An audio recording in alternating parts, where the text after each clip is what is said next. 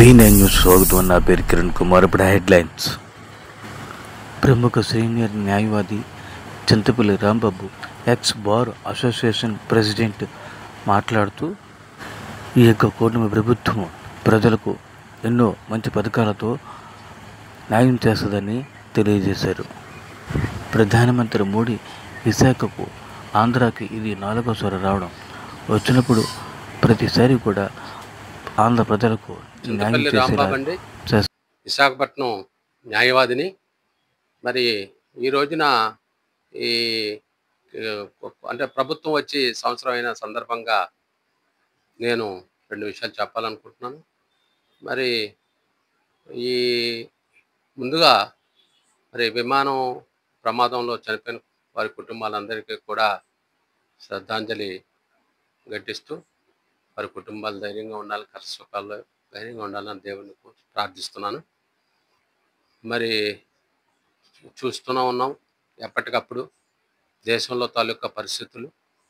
మరి మొన్నటికి యుద్ధం చూసాం. ఈ రోజున ఈ ఈస్ట్ వెస్ట్లో అంటే పశ్చిమాసియాలో మరి ఇజ్రాయెల్ ఇరాన్ యుద్ధం చూస్తున్నాం. భీకరంగా పోరాటం చేస్తున్నాయి. మరి ప్రపంచంలో పరిస్థితులు ఇంతకు ముందులా కాకుండా భిన్నంగా ఉన్నాయి ఈ రోజున. మరి రాష్ట్ర పరిస్థితులకు వస్తే మరి మనం చూస్తున్నాం దేశంలో మరి మోడీ గారి ప్రభుత్వం మొదటి నుంచి చెప్పుకుంటూనే వస్తున్నాం. వారు నిద్రాహారాలు మానేసి రెయిన్బోలు కూడా దేశంలోని ప్రజల గురించి ఆలోచిస్తున్నారు.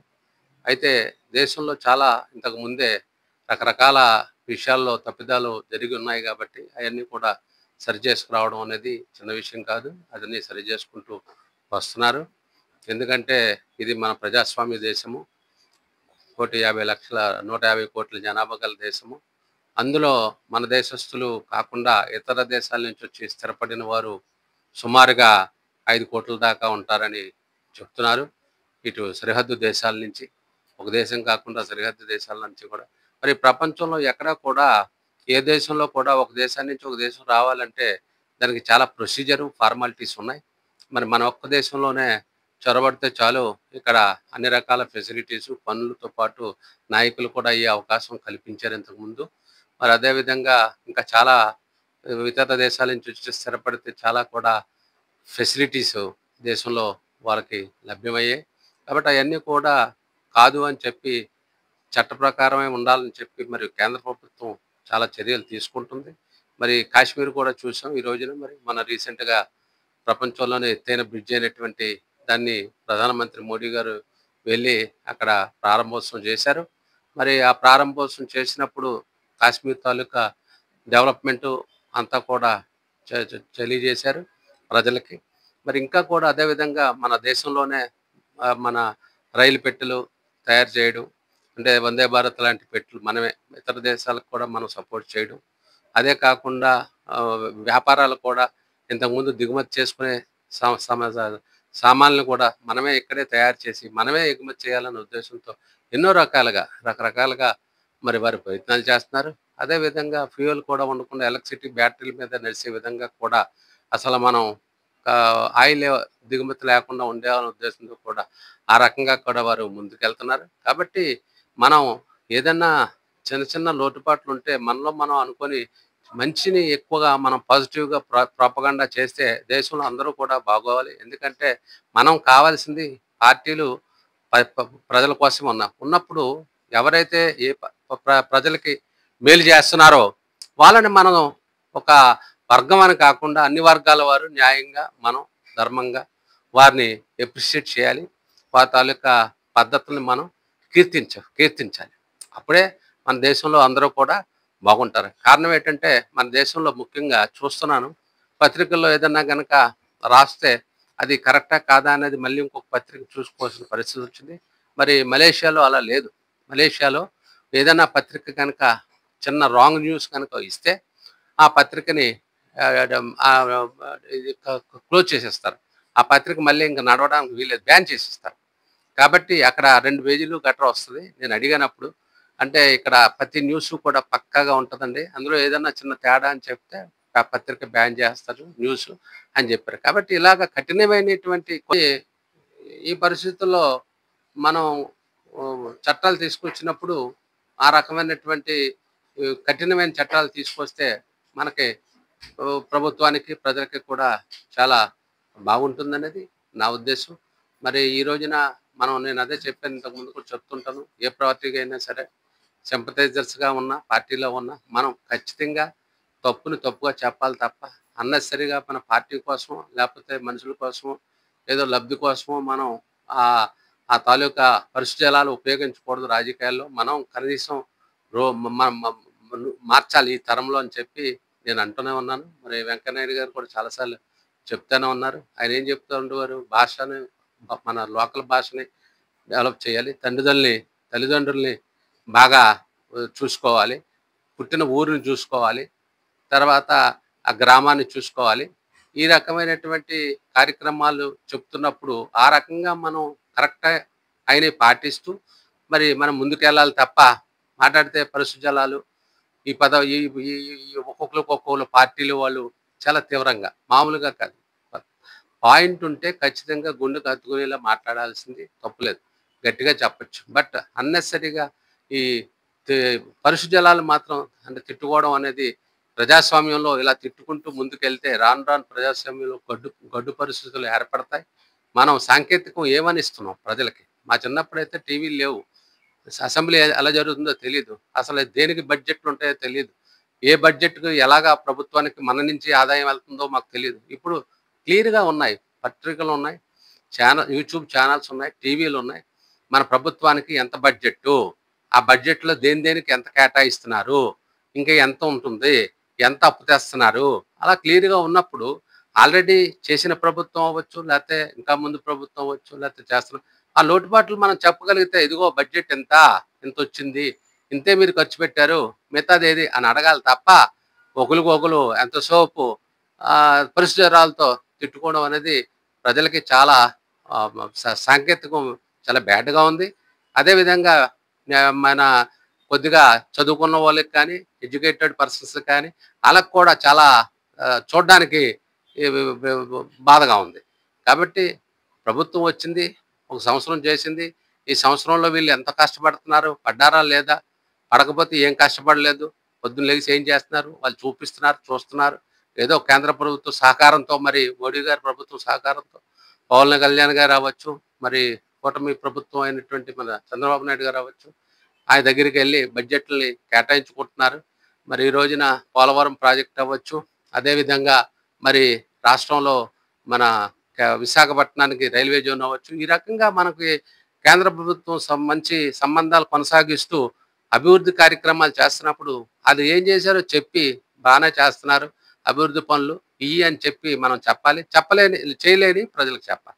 అంతేగాని చేస్తున్నాయి మానేసి, చేయలేనియేమో కన్‌ఫ్యూజింగ్‌గా అలా కాకుండా స్టాండర్డ్‌గా చెప్పి చేస్తే ప్రజలు ఈ రోజున కాకపోతే ఎప్పుడు కూడా ప్రజలు బాగా పరిపాలించే వారి పక్షానే ఉంటారు. ఇంతకుముందు చెప్పాను. నాయకులు అన్నవాళ్ళు ఎప్పుడు కూడా మరి సిక్కిము, తర్వాత ఒరిస్సాలో నవీన్ పట్నాయక్ గారు, వీళ్ళని మనం ఆదర్శంగా తీసుకొని ముందుకెళ్ళాలి. అలాగే ఆంథోనీ గారు కేరళలో, వాళ్ళు మనకి మనుషులు మనకి ఆదర్శ పురుషులు. మరి ఈ రోజున మన దేశానికి అదే మరొకసారి రతన్ టాటా గారికి ఖచ్చితంగా భారతరత్న అవార్డు ఇవ్వాలని నేను చాలా సార్లు చెప్తున్నాను. మరొకసారి మీ ద్వారా భారతరత్న అవార్డు ఇవ్వాల్సిన ఆవశ్యకత ఉంది. వారు ఎప్పుడు కూడా భారతదేశానికి ఏ ఆపద వచ్చినా సరే వారి సొంత డబ్బుని వారు ప్రజలకు ఇచ్చి ఎప్పుడు కూడా ఆదుకుంటూనే ఉన్నారు. మరి వారు ఈ రోజున లేరు. కాబట్టి వారికి భారతరత్న ఇవ్వాలనేది నా యొక్క ప్రధాన డిమాండ్. ఇక పెద్దవాళ్ళందరూ చెప్పండి. కన్‌ఫ్యూజింగ్ వచ్చి కూటమి ప్రభుత్వంలో మరి పిల్లలు ఎంతమంది పిల్లలుంటే అంతమందికి 67 లక్షల మంది పిల్లలకి వేసామంటున్నారు తల్లులకి. అందులో ఇద్దరున్నా, ముగ్గురున్నా ఒకే కుటుంబాన్ని పడినాయి అంటున్నారు. కాబట్టి ఏదన్నా కుటుంబంలో పడకపోతే, ఇగో ఈ కుటుంబంలో ముగ్గురు అమ్మాయిలున్నారు, మీరు చెప్పారు పడలేదు అని చెప్పి రెక్టిఫై చేయడం, ప్రతిపక్షాలు గానీ, లేకపోతే అధికారంలో ఉన్నవాళ్ళు గానీ చెప్పి ఓపెన్‌గా మళ్ళీ ప్రభుత్వాన్ని అడిగి డిమాండ్ చేసి తీసుకోవాలి. వారు చెప్పిన డిమాండ్‌లన్నీ కంప్లీట్ చేసి అంటున్నారు. కంప్లీట్ అవ్వలేనియన్నీ కూడా మనం, ఎందుకంటే ఆళ్ళు అంటారు కంప్లీట్ అయినియి. అవ్వలేనియి మనం చెప్పి వారిని మనం నిలదీయాలి తప్ప, చేసిన దాన్ని కూడా మనం చేయలేదని చెప్పి, లేకపోతే చేస్తున్నదన్నము అని అనకూడదు. ఎందుకంటే మోడీ గారిని చూసి తెలిసింది ఏంటంటే ఆయన దేశంలో ఎప్పుడు ఎవరేం మాట్లాడినా ఆన్సర్ చేయడు. ఎవరేం మాట్లాడినా ఒకటే ఆన్సర్ చేస్తాడు. ఆన్సర్ చేసేది ఎవరికంటే ప్రజలకి ఉద్దేశించి మీకు ఈ పని చేస్తాను, ఈ పని చేస్తాను, ఐషోబొమ్మ ఆసుపత్రి అంటాడు, ఇన్సూరెన్స్ అంటాడు, స్వచ్ఛ భారత్ అంటారు, ఇల్లులు అంటారు, ఇంకా వంతెనలు, బ్రిడ్జీలు, అండర్ సముద్రంలోంచి కింద నుంచి వెళ్ళేది బొంబాయిలో రీసెంట్గా చేశారు అండర్ గ్రౌండ్ ట్రైన్లు. ఇప్పుడు అండర్ గ్రౌండ్ ట్రైన్ బొంబాయి నుంచి ఐ మీన్ ఎప్పుడు ఒక మనిషిని ఎప్పుడు ఆయన ఇంచుమించుగా చాలా తక్కువ విమర్శిస్తారు. విమర్శించేది ఎప్పుడు కూడా ఏదైనా ఉంటే పార్టీ, కాంగ్రెస్ పార్టీ అందరూ కలిపి దేశంలో నన్ను పదవిని చిత్తుని చేయాలని చూస్తున్నారు తప్ప ఇంకేమీ లేదని చెప్పి ఒక మాట అంటుంటారు. కాబట్టి ఆ రకంగా మనం ఏదన్నా ఎవరన్నా మనకు నాయకులు మన మీద ఎవరన్నా విసిగిపడినా అది తప్పైనప్పుడు మనం దానికి ఆన్సర్ చేయాల్సిన పని లేదు. మన పని మనం చేసుకుంటూ వెళ్ళిపోవాలి. తప్పైనప్పుడు వాళ్ళే మళ్ళీ తప్పు తెలుసుకొని మన దారికి వస్తారు. అంతేగాని పరిస్థితులతో మాట్లాడి, మాటలతో మాట్లాడి, తప్పుగా దాన్ని చిత్రీకరించి ప్రజల మనసులోకి తప్పుడు సాంకేతికాలు మనం పంపించకూడదు. అది తప్పు. నిజమైన నాయకులు కాకుండా తప్పులు చేసినా పర్వాలేదు. కాబట్టి నేననేది ఏంటంటే నాయకులకి పరిశుద్ధలాలు వద్దు. అట్ ది సేమ్ టైం తప్పుల్ని ఎంచి చూపించండి. అట్ ది సేమ్ టైం కావాలని మనం ఉన్నాం కదా ఈ పాత్రలో, మనం ఏదో చెప్పాలి కదా, ఆ ఉద్దేశంతో మనం నాయకుల్ని కించపరచాలనేది కరెక్ట్ కాదు. ప్రస్తుతానికి ఈ సంవత్సరం నా యొక్క వ్యక్తిగత ఉద్దేశం కూటమి ప్రభుత్వం చాలా అత్యద్భుతంగా కేంద్ర ప్రభుత్వ సహకారంతో బాగానే చేసింది అనేది నా యొక్క వ్యక్తిగత అభిప్రాయం. చేస్తున్నది. ఇంకా ఒక సంవత్సరం అయింది కాబట్టి ఈ సంవత్సరంలో చేసి చెప్పారు. ఇంకొక సంవత్సరం చూశాక మరలా తెలుస్తుంది. కాబట్టి వాళ్ళకి ఒక 5 సంవత్సరాలు ఇచ్చారు కాబట్టి చూడాలి. చూసి వాళ్ళు కూడా ఈ 5 సంవత్సరాలు ఏమేమి పని చేశారు, ఎంతమంది చేశారు, బడ్జెట్ ఏంటి అన్నీ చెప్తారు కాబట్టి అప్పుడు మళ్ళీ సమీక్షించుకొని ముందుకెళ్లాల్సిన బాధ్యత ఉంది. కాబట్టి ప్రజలందరికీ మరొకసారి తెలియజేసేది ఏంటంటే కూటమి ప్రభుత్వం ప్రస్తుతానికి ఈ సంవత్సరం పవన్ కళ్యాణ్ గారు అవ్వచ్చు, చంద్రబాబు నాయుడు గారు అవ్వచ్చు, మోడీ గారి సహకారంతో మరి మోడీ గారు ఈ రోజున సంవత్సరంలో నాకు తెలిసి ఇప్పుడు వచ్చేది 4వసారి మళ్ళీ వస్తున్నారు. మరి ఈ రకంగా రాష్ట్రానికి ఆయన 4 సార్లు వచ్చి ప్రతిసారి కూడా వచ్చినప్పుడు ఏదో రకమైనటువంటి మనకి అభివృద్ధి కార్యక్రమాలకి నిధులు సమకూరుతామని హామీలు ఇచ్చి వెళ్తున్నారు. మరి ఓ పక్కన ఆయన రాష్ట్రాలను చూసుకోవాలి, రాజకీయాల్లో పార్టీని చూసుకోవాలి, తర్వాత దేశాల రాజకీయాలు చూడాలి. మరి యుద్ధ వాతావరణంలో మన పాత్రలు కూడా చాలా సంక్లిష్టమైన పాత్ర మనం చెప్పినట్లుగా ఉండదు ఇక్కడ నాయకుడికి. కాబట్టి ఇవన్నీ మనం అర్థం చేసుకొని ఎక్కువగా ప్రజలకి మనసులో కన్ఫ్యూజన్స్ లేకుండా సింపుల్గా రాజకీయ నాయకులు మాట్లాడి వాళ్ళ మనసులను గెలుచుకోవాలని చెప్పి మీ ద్వారా ప్రజలందరికీ తెలియజేసుకుంటున్నాను. నమస్కారం. యోగా డే సందర్భంగా యోగాలో పాల్గొనే వారందరికీ కూడా నా శుభాకాంక్షలు అండి. మరి దానికి ప్రధానమంత్రి గారు కూడా వచ్చి ఆ తాలూకా కార్యక్రమాన్ని చాలా అత్యున్నతంగా అంటే మంచిగా బాగా ప్రపంచ దేశాలకు తెలియజేసే విధంగా విశాఖపట్నంలో యోగా డే నిర్ణయించడం అనేది చాలా మంచి సందేశం. కాబట్టి ప్రధానమంత్రి గారికి కూడా ఈ రోజున ఈ కార్యక్రమంకి వచ్చి యోగా డే చేస్తున్నందుకు ప్రత్యేక ధన్యవాదాలు తెలియజేసుకుంటున్నాను. అదేవిధంగా వారిని రప్పిస్తున్నందుకు కూటమి ప్రభుత్వం వారికి కూడా యోగా డే సందర్భంగా ప్రత్యేక ధన్యవాదాలు తెలియజేసుకుంటున్నాను.